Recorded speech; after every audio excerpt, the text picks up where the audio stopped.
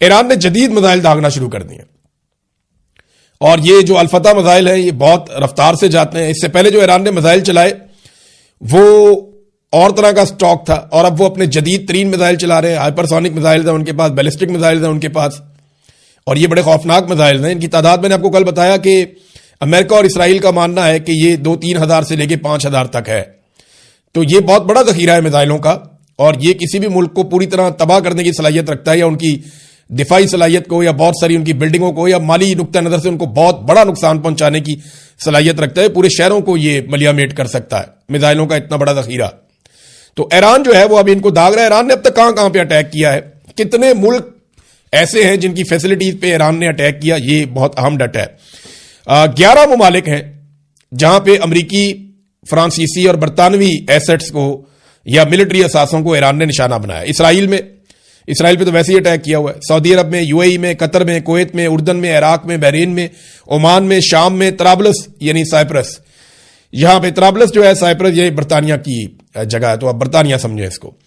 تو یہاں پہ ابھی تک ایران نے لگاتار اٹیک کیے.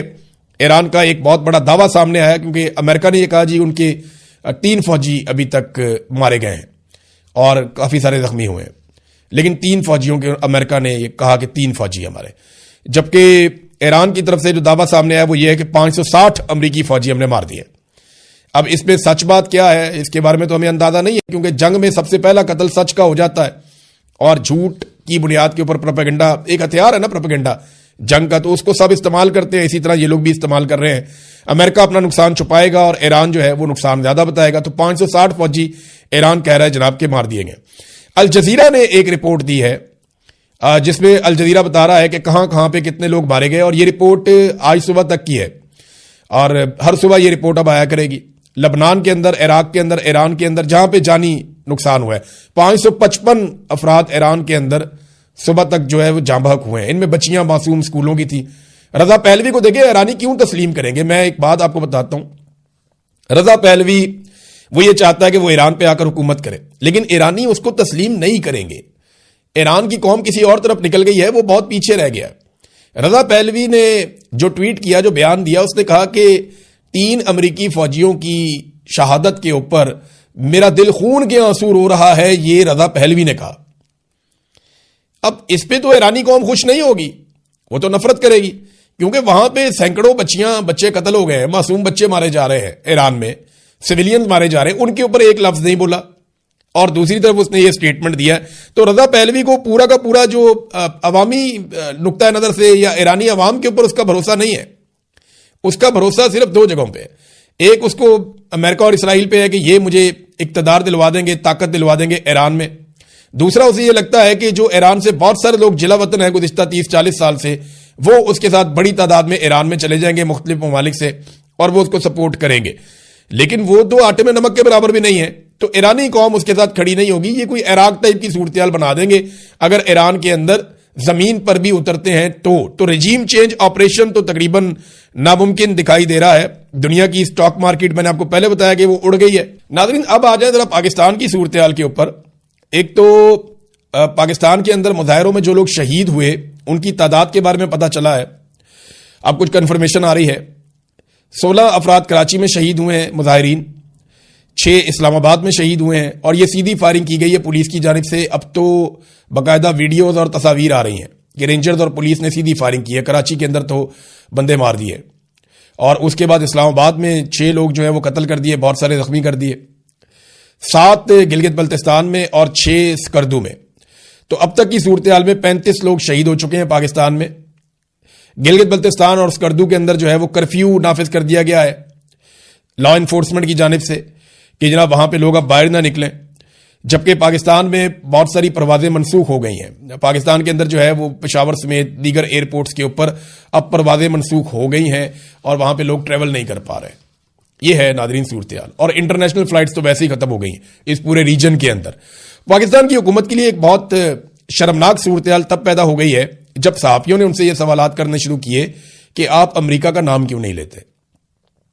بلاول زرداری یہ جناب پہنچے کیونکہ ان کے والد نے خطاب کرنا تھا, تو یہ پارلیمنٹ آئے تو صحافیوں نے انہیں گھیر لیا. انہوں نے پوچھا اور بار بار پوچھا بلاول سے کہ بلاول صاحب آپ امریکہ کا نام لے کر تنقید کیوں نہیں کرتے, آپ امریکہ کا نام لے کر کیوں نہیں کہتے اور مذمت کیوں نہیں کرتے. میں وہ سوال آپ کو سنواتا ہوں جو جرنلسٹ وہاں پہ سوال کر رہے تھے, اور بلاول بالکل خاموشی سے ایک لفظ بولے بغیر آگے بڑھتے چلے جا رہے تھے اور جواب دینے سے گریز کر رہے تھے.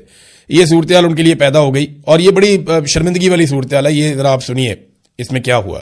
آپ کے نوبل انعام کے آپ بھی حامی ہیں, آپ بھی ٹرمپ کے نوبل انعام کے عام ہیں. بلاول صاحب اب بھی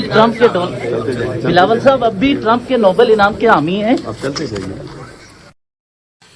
یہ جناب بلاول سے پوچھ رہے ہیں کہ کیا آپ اب بھی ٹرمپ کے نوبل انعام کے حامی ہیں, تو بلاول کی آواز نہیں نکل رہی, بالکل خاموشی کے ساتھ چلتے چلے جا رہے ہیں. رانا ثناء اللہ سے بھی یہ سوال ہوا, بلاول کو تو بالکل چپ لگ گئی, کیونکہ امریکہ کے خلاف بولنے کا مطلب یہ ہے کہ کبھی بھی اقتدار میں انہوں نے نہیں آنا اور یہ امریکہ کے بھروسے آئیں گے, کیونکہ پبلک پہ تو ان کو بھروسہ ہے نہیں. لیکن اب پی ایم ایل این اور پیپلز پارٹی یہ اب ڈونلڈ ٹرمپ کے خلاف کسی صورت نہیں جا پائیں گے.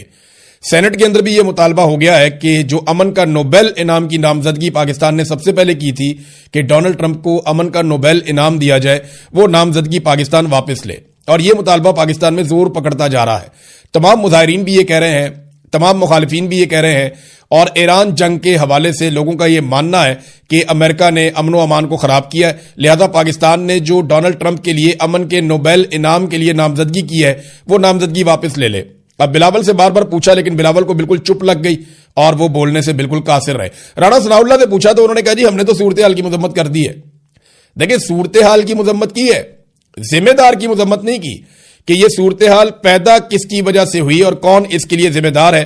اس پہ پاکستان نے کسی قسم کی کوئی بات نہیں کی. تو ناظرین یہ ہے اب تک کی صورتحال. ایک اور خبر ہے عمران خان صاحب کا کیس, اور اس حوالے سے کہ ان کو اسپتال میں شفٹ کیا جائے, اس حوالے سے کہ ان کو بیل دی جائے. یہ معاملات اسلام آباد ہائی کورٹ میں چل رہے ہیں, سپریم کورٹ نے تو ہاتھ کھڑے کر دیے, اور اب کل کا دن بڑا امپورٹنٹ ہے. میں اگلے ویلاگ میں آپ کو بتاؤں گا تفصیل سے, باقی خبروں کے ساتھ ساتھ یہ بھی کہ اسلام آباد کے اندر ہائی کورٹ میں عمران خان صاحب کا کیس کل کے دن کے لیے لگ گیا ہے, اور اس میں کیا پیش رفت ہو سکتی ہے, کیا واقعی عمران خان صاحب کو اسپتال شفٹ کیا جا سکتا ہے. ہاں ایک اور بڑی خبر جو میں مس کر گیا, اور یہ واقعی بہت بڑی خبر ہے کہ سعودی عرب نے ایک گلا کیا. ایک تو ارامکو دنیا کی مشہور ترین اور بہت بڑی ایک سائٹ ہے, ریفائنری ہے, آئل ریفائنری, سعودی عرب میں عارضی طور پہ بند کر دی گئی ہے. اس کے اوپر بھی ایک اٹیک ہوا ہے, لیکن ایران نے یہ کہا ہے کہ یہ اٹیک ہم نے نہیں کیا. دوسری ایک اور بات یہ ہے کہ سعودی عرب نے ایک گلا کیا ہے امریکہ سے, اور یہ بہت بڑا گلا ہے. سعودی عرب نے کہا کہ امریکہ اپنے پورے ہتھیاروں کے ساتھ ایئر ڈیفنس سسٹم کو اسرائیل لے گیا اور اس نے اسرائیل کی پروٹیکشن کی ہے, اور ہمیں ایرانی میزائلوں کے سامنے اکیلا چھوڑ دیا.